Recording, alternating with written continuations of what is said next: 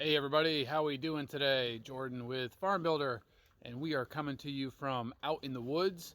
And what I was going to show you guys today is a real simple catch corral for getting those piglets that you need to wean from your pastured sows. Now these ones are up in the woods, not a lot of grass going on because we are coming out of the end of the winter and things are just getting started, but the same principles apply.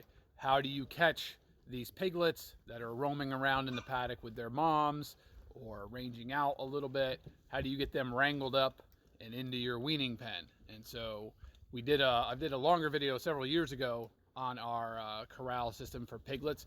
I'll show you a little bit simplified version that we're using now. So we've kind of modified it a little bit to, we noticed around weaning time the piglets were swarming around the mother's feet while they were eating, and we were able to come in and catch most of them, say 3/4 of them, just by grabbing them as they're there. But you always got those 25 to 30 for us that aren't too enthused about being that close, so you gotta have a little bit better way to catch them. So I'll show you what we got. Hopefully it'll help you out.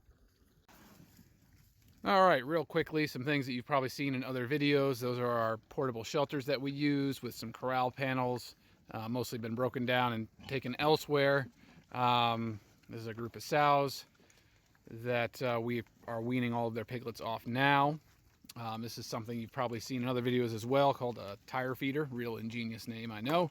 But the basics of it are, instead of spending $70 for a rigid, trough, 50-gallon Rubbermaid trough that the pigs will break in a couple months, these things cost about $20 to build by taking old tires, cut out the sidewall with a jigsaw. Seems to work the best. Just zip around. You could do it with a razor knife, but it's going to get a little bit hard on the wrist.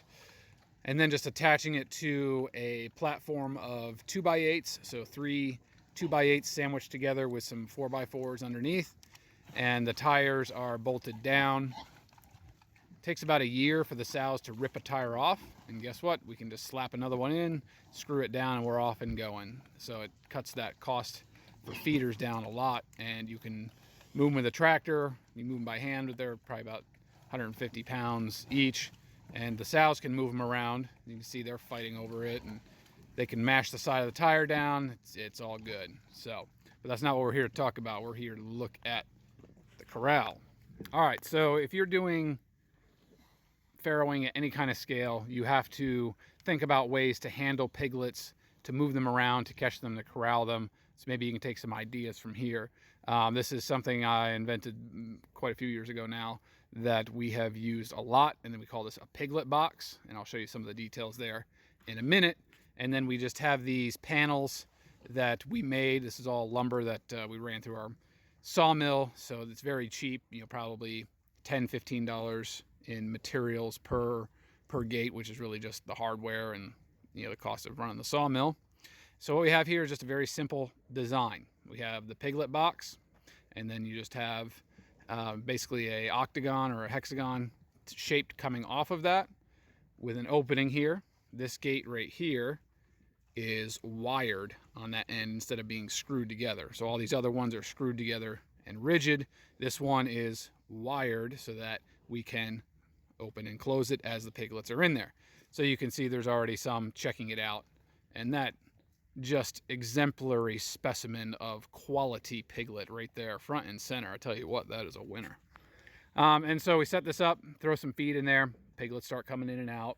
You can see their buddies are over here, just kind of lingering around. They're not scared and running away, but they're just not thrilled with me walking up to them and grabbing them.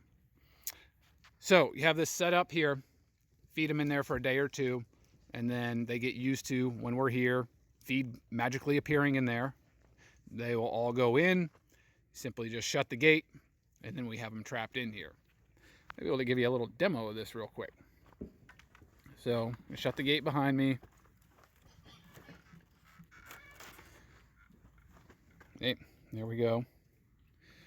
Now coming back around here, we have the piglet box set up, and something that has proved real helpful, little innovation, is using PVC pipe right here.